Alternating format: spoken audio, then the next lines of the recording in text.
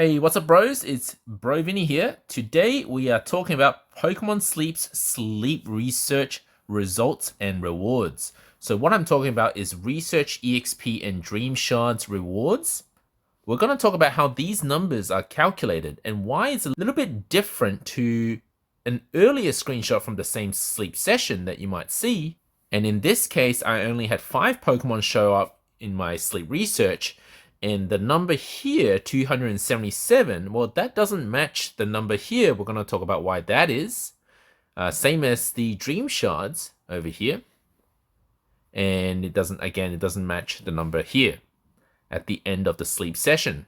And I thought I'd use this time to also talk about the candy rewards from the sleep session. Because next week is Halloween event, and during this event, we're going to get double candies all week. And with the exception of 2 of the days, we're going to get 3 times the candies.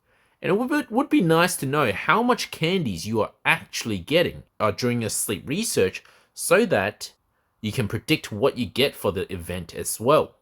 And just a bit of a heads up for the Halloween event, I expect we're going to get a lot of Ghastly candies. So don't go spending your handy candies on Ghastly this week, because there should be plenty to come next week. So let's start with Candies from sleep research. Now this one here is a different sleep session, but it illustrates the point a bit better. Every time a Pokemon shows up to your sleep research, you'll get a number of candies as rewards, whether or not you catch it. The number of candies increases if your Pokemon is an evolution, so evolved. So for example, the Slarking here or the Raichu there. It also increases if there are a higher number of stars. So 2 stars would give you more than 1 star. But it's not exactly the same across different species. There are many Pokemon that follow a standard rule for how many candies are dropped for each evolution stage and each star level. So I've just neatly summarized all of those in this table. This is the most common output of candies, dependent on how many stars that a Pokemon has, 1, 2, 3, or 4, with their sleep style. And then also dependent on the evolution stage, so base stage, first stage, or second stage. And you can see that as the number of star increases, the amount of candies will increase. And similarly, for evolution, it will increase as well. So if you get a 4-star Slarking, it should give you a 13 candy reward. You can confirm these on Cerebi.net. That's where I pulled all the information together to make this table. Now, this table doesn't apply to every single Pokemon, and there are a number of exceptions, and these are summarized in these 2 tables. So rare Pokemon, these ones are rare Pokemon. So basically the ones that have a single stage evolution only, Absol, Kangaskhan, Pinsir, Heracross, or Sableye, they will fall under this category here, rare Pokemon, and the number of candies that each star level gives goes from 6 to 8 to 10 to 11 for each star level. And then for some reason, evolutions also have a differing amount of candies per star level. And while Slowbro follows our original table, Slowking follows a different trend. So Slowking here is more similar to these rare Pokemon or evolutions. And the same goes for Lucario. Why Lucario? I'm not sure. Lucario doesn't really fit into the rare Pokemon category because rare Pokemon are the ones that have single stage evolution only. Whereas Lucario has a baby form. It's also not an evolution. It's also not special like Slowking because, you know, Slowpoke has 2 evolutions. So maybe that's why Slowking is a bit more special. And also Ditto is part of an exception as well. Similar to rare Pokemon, if you look at the trend of the number of candies that you get per star level.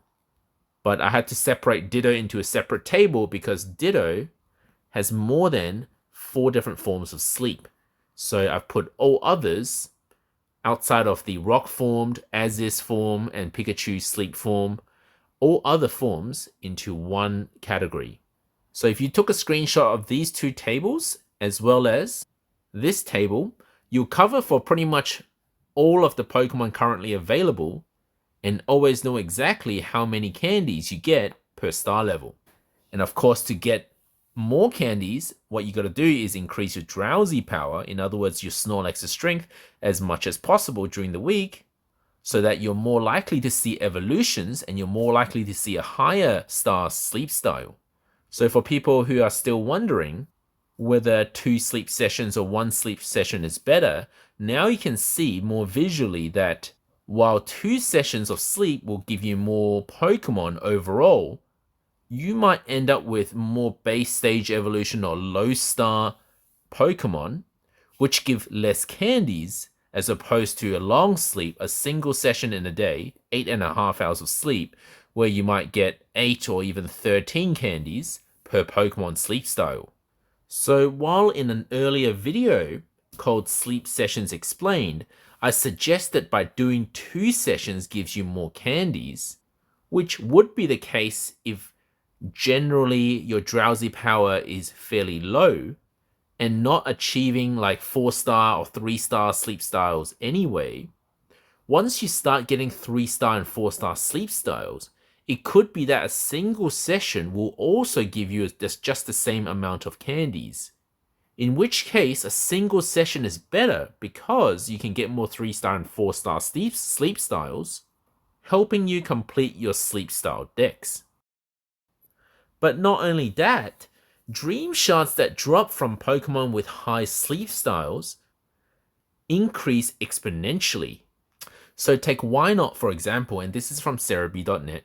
You can see that at 1-star sleep style, you only get 12 Dream Shards, whereas as your sleep style goes up, it increases by almost 10 folds, and then another 5 folds, and then another 2 folds.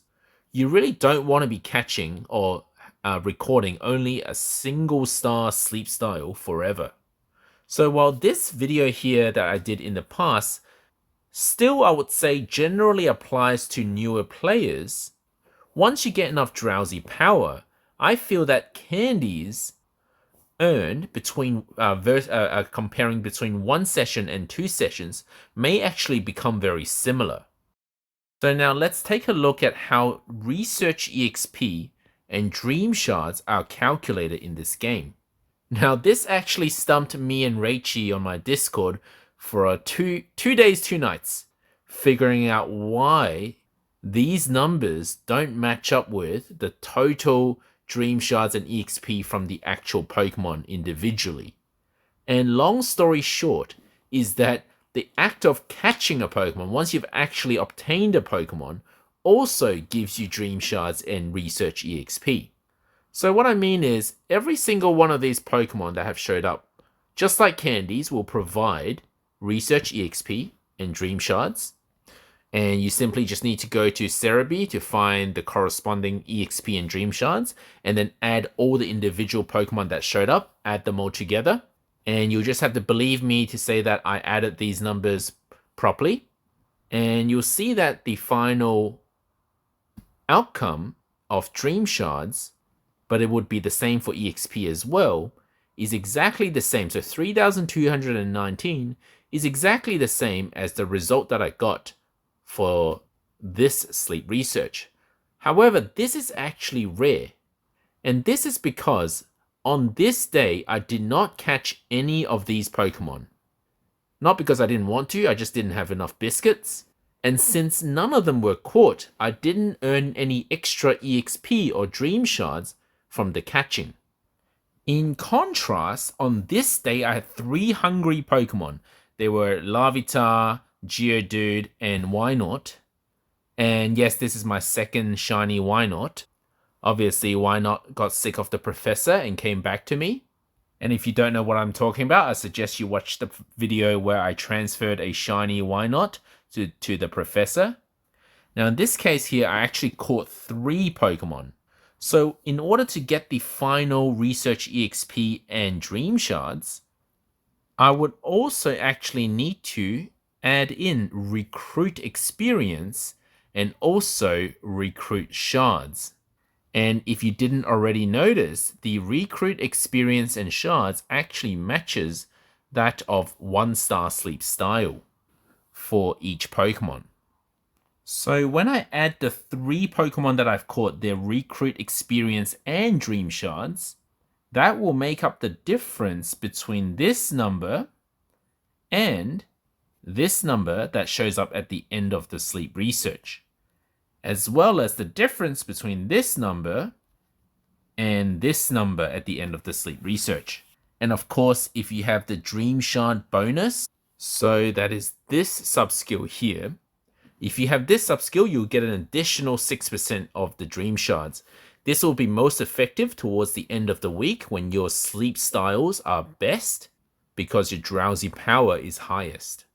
Now at this point you might be thinking, just like Raichi and I did, now at which point the game actually takes into account the sub-skills of your Pokemon for Research EXP and Dream Shards, I'm not 100% sure, but our suspicion is when you click Synchronize on the Pokemon Go++, or for those of you who are tracking sleep with your phone, it'll be when you click End Sleep. That's when the game should be considering your sub-skills in its calculations. Now at this point you might ask, can I hack the game by having this Dream Shard bonus on my team in the morning before I conduct the sleep research by pressing delay sleep research? Because if it's possible, then your regular team, your sleeping team will still get the 100% energy recovery, but then you can quickly switch out for a Dream Shard bonus Pokemon to boost the sleep research Dream Shards, and then switching back to your regular team for farming. I can tell you that after extensive research, this doesn't work.